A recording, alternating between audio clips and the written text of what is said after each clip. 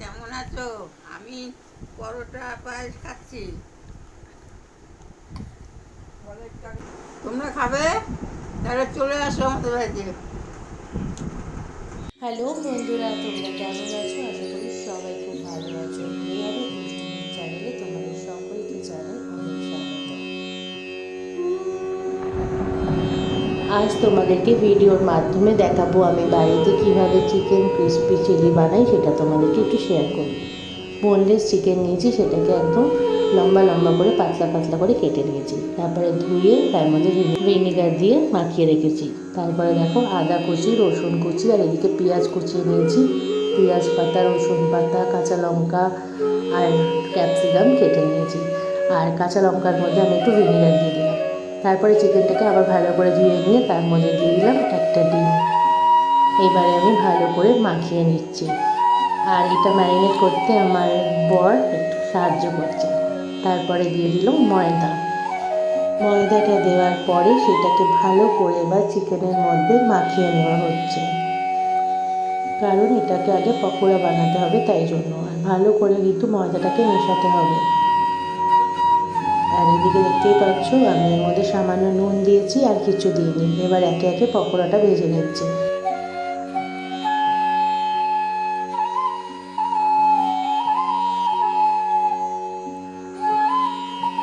এবার ওই পকোড়ার তেলের মধ্যে আমি পেঁয়াজ কুচি, রসুন কুচি আর আদা কুচিটা দিয়ে দিলাম একসাথে। আর চিলি চিকেনে যেভাবে পেঁয়াজ কাটা হয় সেভাবে কিন্তু আমি কাটিনি, একদম সরু সরু করে পেঁয়াজগুলোকে কেটেছি। তারপরে একটু ভাজা হয়ে যাওয়ার পরে দিয়ে দিলাম ক্যাপসিকাম। ক্যাপসিকামগুলো কিন্তু আমি লম্বা লম্বা করে কেটেছি। এইবার আমি ভালো করে লাল লাল করে ভেজে নেব। একটু ভাজা হয়ে যাওয়ার পরে এর মধ্যে দিয়ে দিলাম চিলি ফ্লেক্স। তারপরে দিয়ে দিচ্ছি কাঁচা লঙ্কা, যেটা ভিনিগারে ভিজিয়ে রেখেছিলাম। তারপরে আবার ভালো করে মিশিয়ে নিচ্ছি। এবার দিয়ে দিচ্ছি টমেটো সস। আমি একটু টমেটো সসটা বেশি ব্যবহার করি। টমেটো সসটা দেওয়ার পর আবার ভালো করে একটু মিশিয়ে নিচ্ছি। আর তার আগে বলি, ক্যাপসিকাম আর পেঁয়াজটা কিন্তু খুব বেশি ভাজবে না। তারপরে দিয়ে দিচ্ছি সয়া সস। তারপরে দিয়ে দিলাম চিলি সস। দিয়ে এবার গ্রেভিটাকে ভালো করে বানিয়ে নেব। তোমরা কিন্তু বাইরে থেকে না কিনে এইভাবে বাড়িতে বানিয়ে দেখো, খুব ভালো কিন্তু খেতে হয়। তারপরে আমি ধনে পাতা, পেঁয়াজ পাতা, রসুন পাতা সেটাও কেটে রেখেছিলাম, সেটাও দিয়ে দিলাম। এবার আজিনা মটর দিয়ে দিলাম। তারপরে আমি দিয়েছিলাম নুন, আর তার সাথে একটুখানি হালকা করে কাশ্মীরি লঙ্কা গুঁড়ো দিয়েছিলাম, ভালো করে কালারটা আনার জন্য। তারপরে যে পকোড়াটা ভেজে রেখেছিলাম সেটা দিয়ে দিলাম। দিয়ে এবার ভালো করে নাড়াচাড়া করব। আর এটা কিন্তু একদম ড্রাই হবে।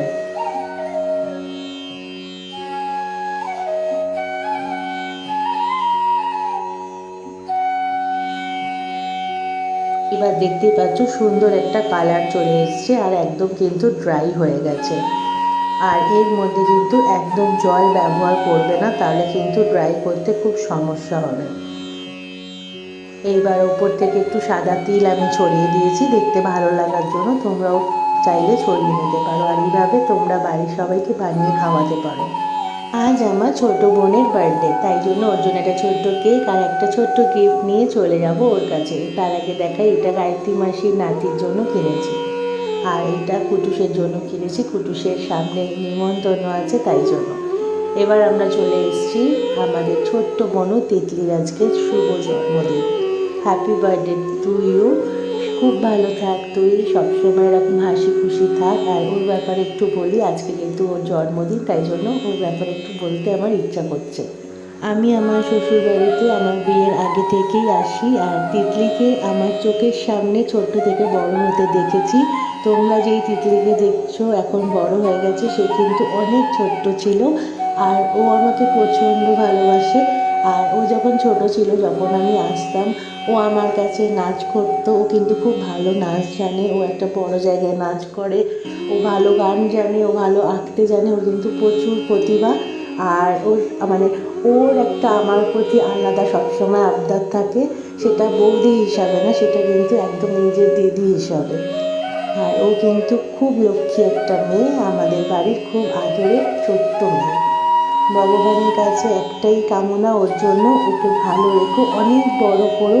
কারণ ওদের উন্নতির জন্য আমাদের গর্ব। ওরা যদি জীবনে অনেক উন্নতি করে, এতে আমাদের এর থেকে আনন্দ আমাদের আর কিছু হতে পারে না। তাই ভগবানের কাছে একটাই কামনা, ওকে ভালো রেখো, সুস্থ রেখো, আর অনেক বড় মানে জায়গায় পৌঁছিও, আর মানুষের মতো মানুষ তৈরি করো। আর কিছু চাওয়ার নেই। আর একবার বলি হ্যাপি বার্থডে।